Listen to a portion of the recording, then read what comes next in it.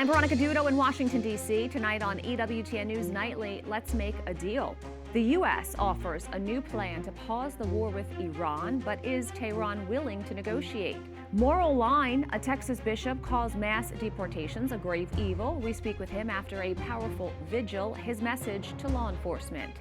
Faith under fire, a historic Catholic church in Ukraine on fire after a drone attack. Was it a target or a tragic mistake? And they say a picture is worth 1,000 words. So each painting is a prayer in itself.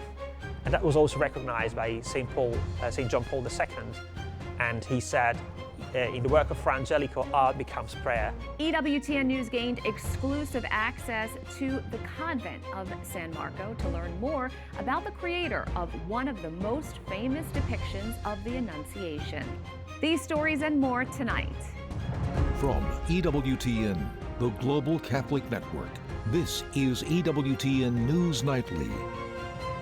Thank you for being with us on the Solemnity of the Annunciation. Our top story tonight. The White House says Operation Epic Fury has been a resounding military triumph, adding that more than 9,000 enemy targets have been struck to date. Also tonight, there's new hope for a possible end to the war with the Islamic Republic of Iran after the United States delivered a multi-point plan to pause the fighting. Any talks would face enormous challenges. For starters, it's not clear who in Iran's government has the authority to negotiate or even wants to. White House correspondent Owen Jensen reports. Owen. Veronica, good evening to you. Tonight, details are starting to emerge about efforts to end the fighting, but they're hard to pin down right now. This as the U.S. deploys paratroopers and more Marines to the region. Good afternoon, everybody. In the White House press briefing room, Caroline Leavitt addresses the war in Iran. 25 days in, the greatest military the world has ever known is ahead of schedule and performing exceptionally. Leavitt says talks continue and are productive. However, I saw a 15-point plan that was floated in the media. I would caution reporters in this room from reporting about speculative points or speculative plans from anonymous sources. The White House never confirmed that full plan. There are elements of truth to it, but some of the stories I read were not entirely factual.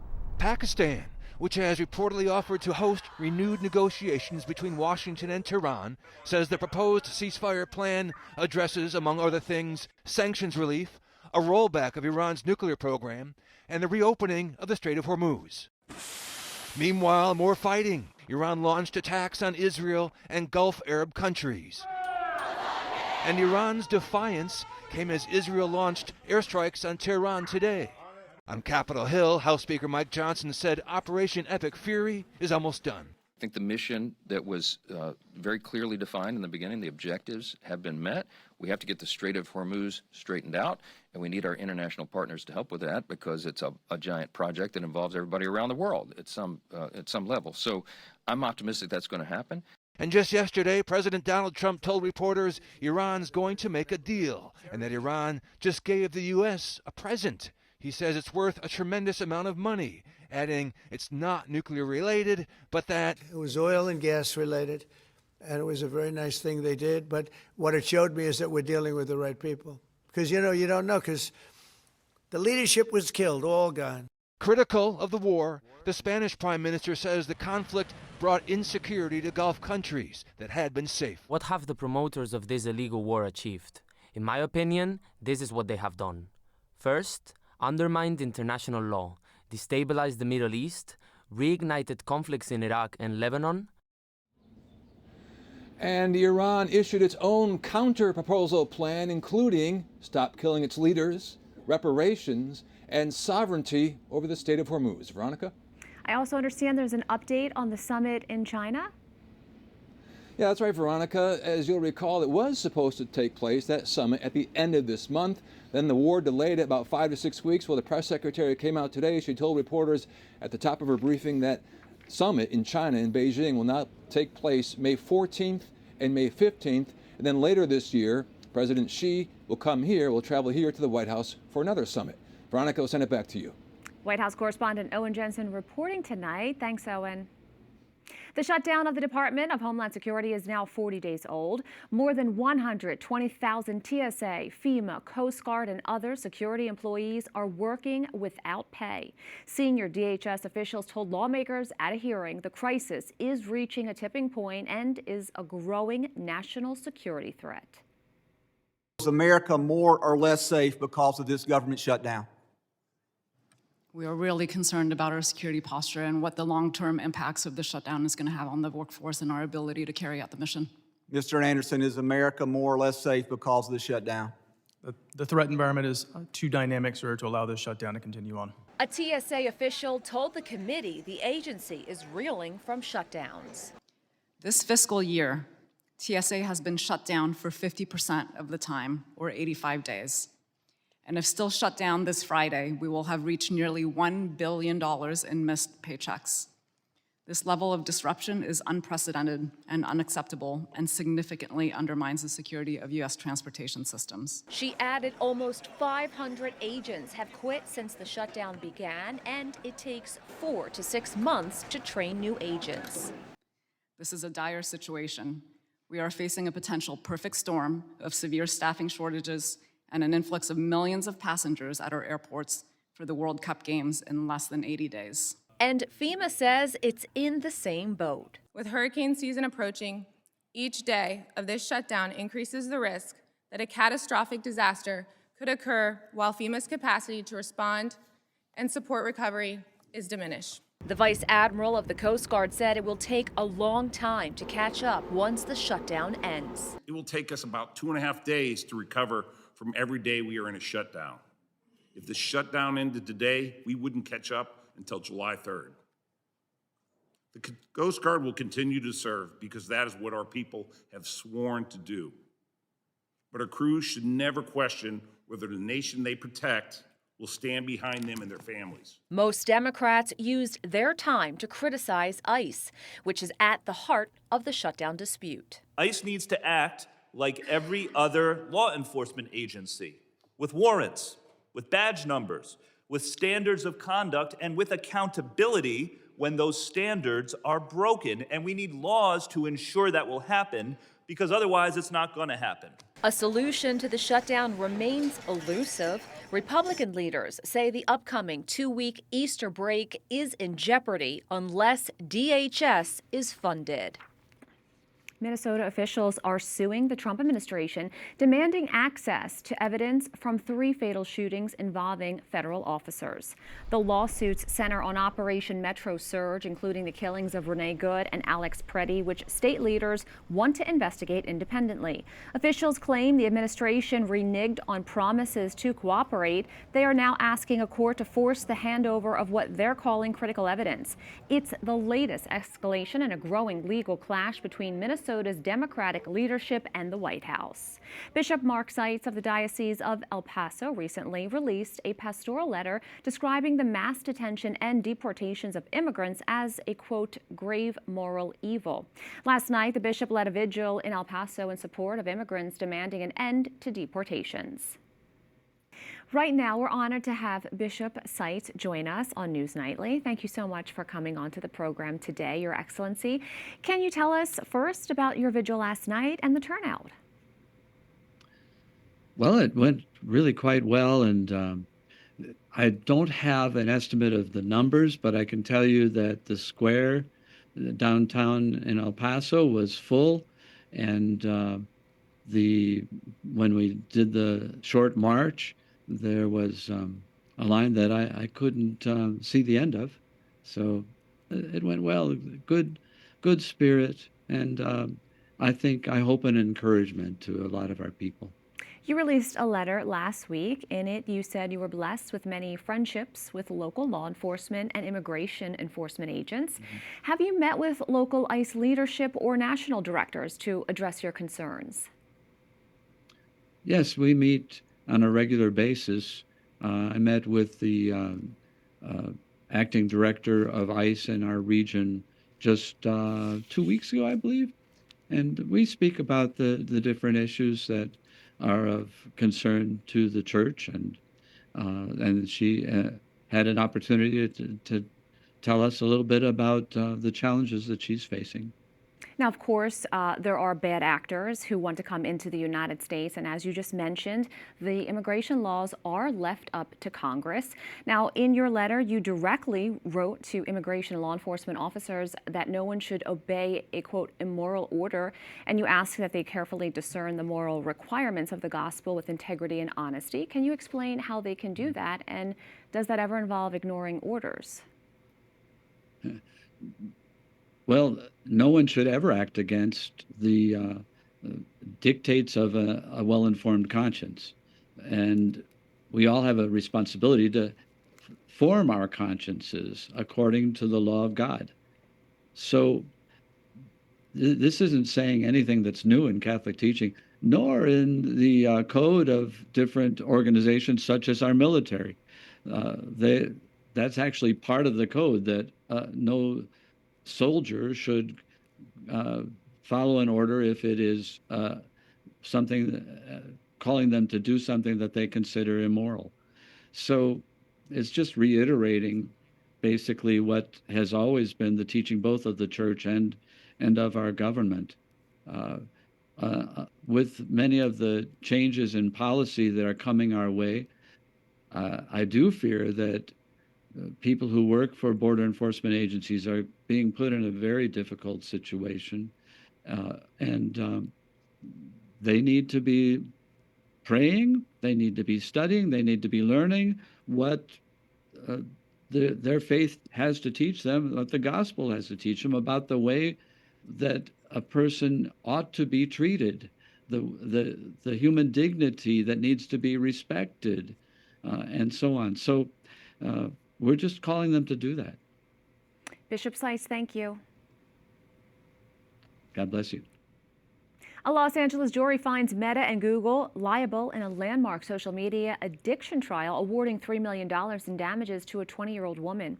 The verdict delivers a massive blow to big tech as jurors decided that the addictive design of Instagram and YouTube was a substantial factor in causing the users depression and suicidal thoughts. A Meta spokesperson said after the verdict that the company is evaluating its legal options. A Google spokesperson says it plans to appeal.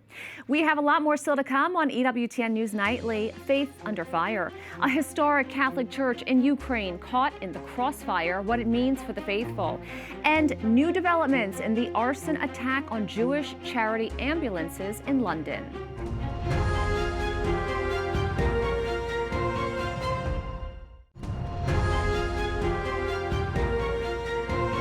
British police have arrested 2 men following an arson attack on a Jewish charity in London that destroyed 4 ambulances.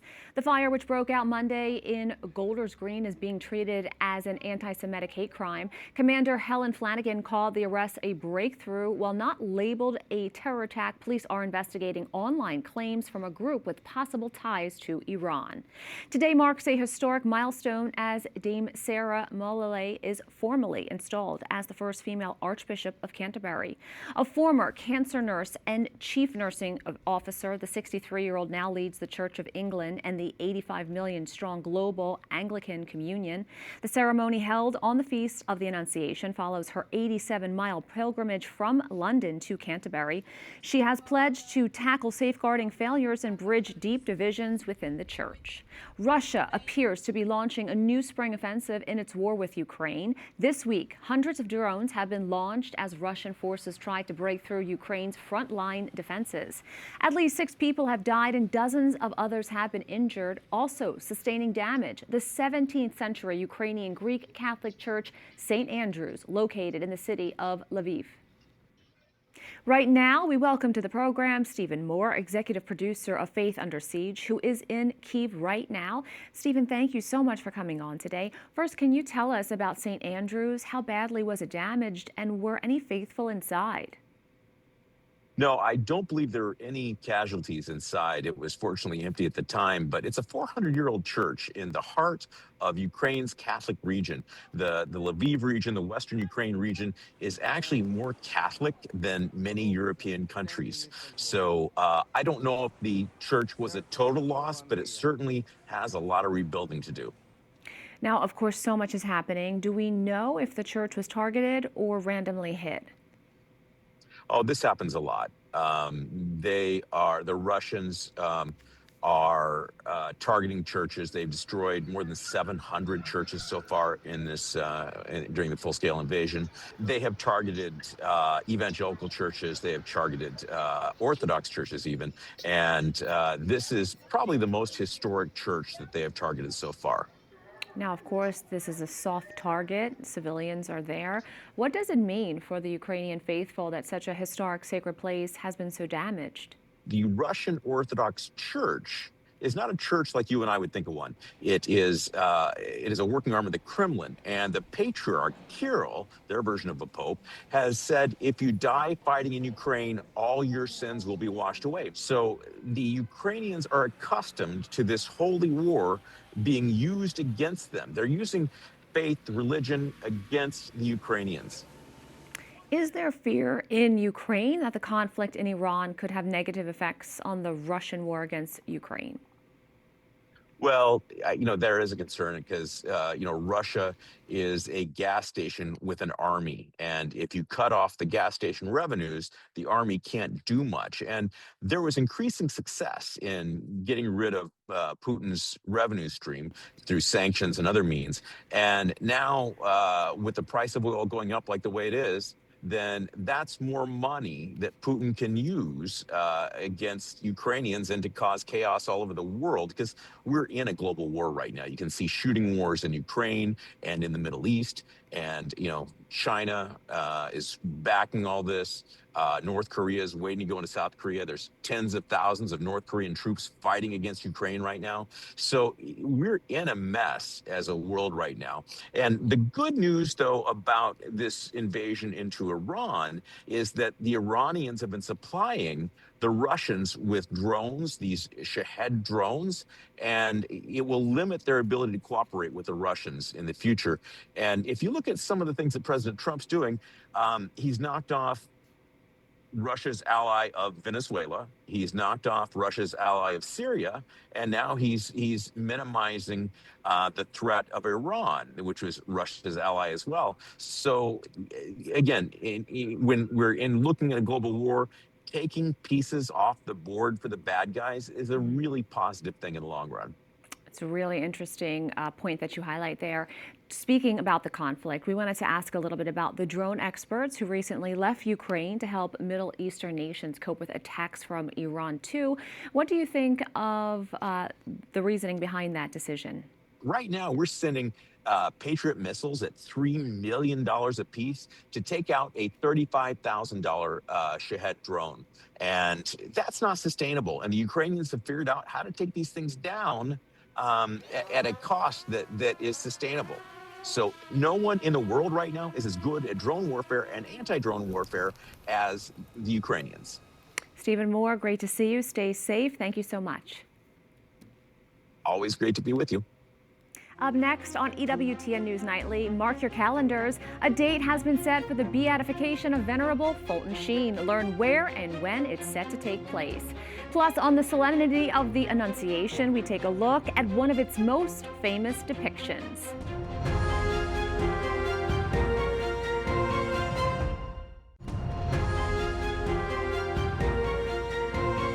Pope Leo stresses that the Church's hierarchy is not a human construct, but a divine institution that works in the service of unity, mission, and sanctification of all her members.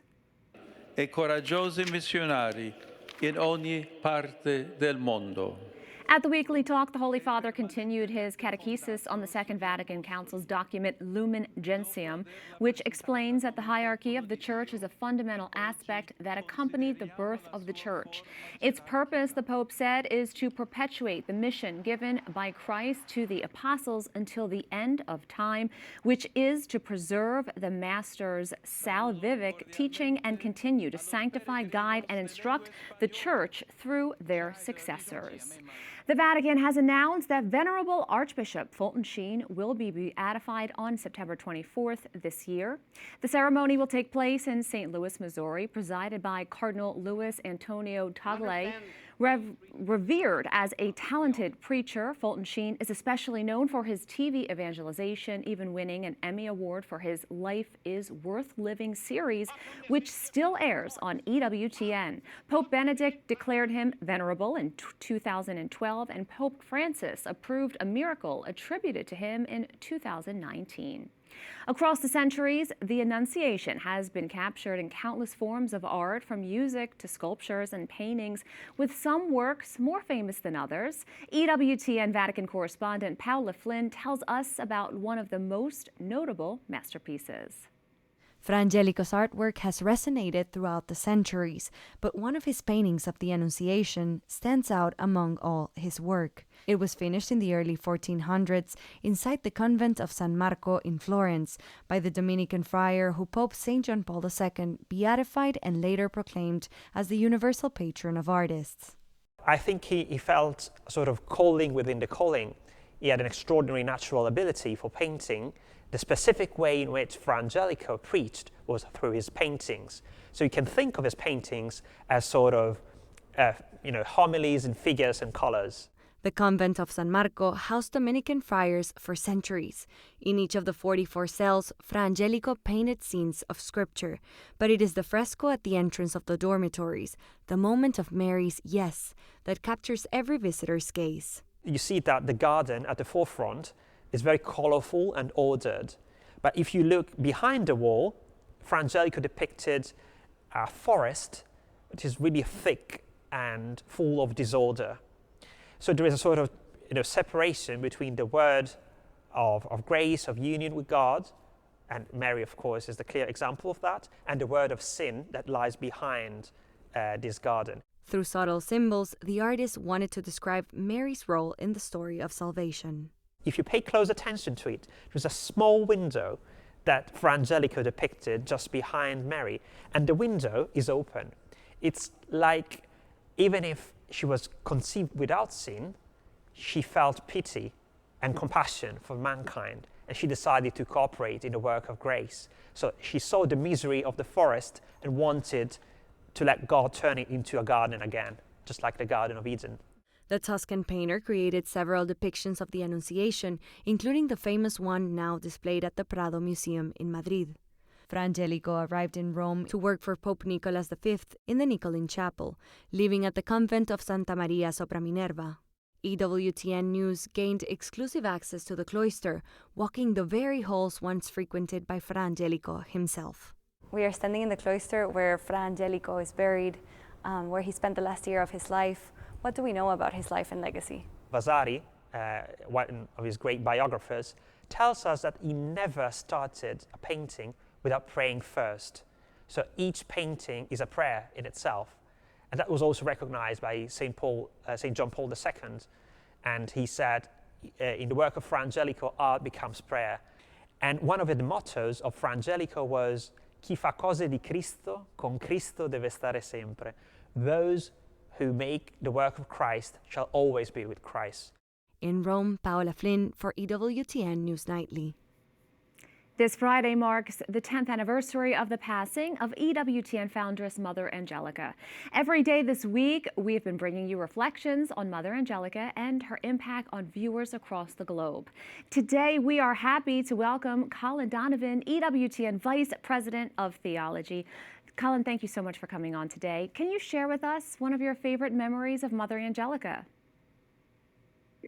Well, I have so many, it's pretty hard to select. I met her through Deacon Bill Stelzmeyer, who brought me down to EWTN and to be on the air one occasion, and then to work in 1995.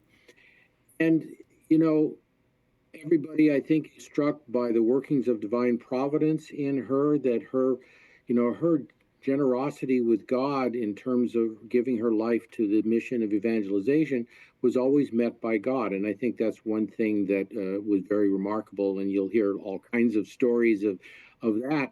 And also on the part of those who, listen and follow EWTN, the many people who have touching stories of how they were introduced to Mother and converted. So I think that was her very powerful witness. The root of evangelization, as she always started her program, is, talk about Jesus. and to remind people that Jesus loved them.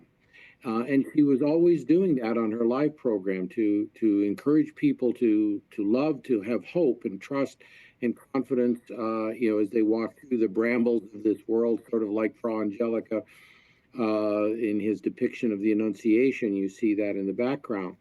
The other element of that, I think, is that, in working with her as a manager, as a vice president for theology, beginning just before her stroke and then for a year or so, it was wonderful to see her work. She had always strong ideas of what we had to do to fulfill the mission, but she also gave great liberty to individuals to fulfill that mission in their various departments in that, and to offer suggestions and to make decisions.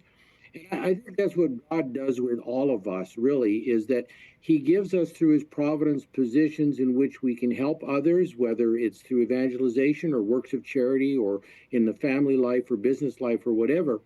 But then we are to make of it what we want, and in other words, what we're able to do, using our own initiative and creativity. And I think she fostered that. It's very much in religious life, a concept that is well understood and accepted, to trust to the person given authority to work and according to their own charisms. And she certainly had confidence in the charisms that God gave the individuals that she hired and whom she employed here. Absolutely. Colin Donovan, EWTN Vice President of Theology, thank you. You're welcome. My pleasure. This Friday, March 27th, EWTN will air the Holy Mass for Mother Angelica from Rome at 11 a.m. Eastern. You won't want to miss it.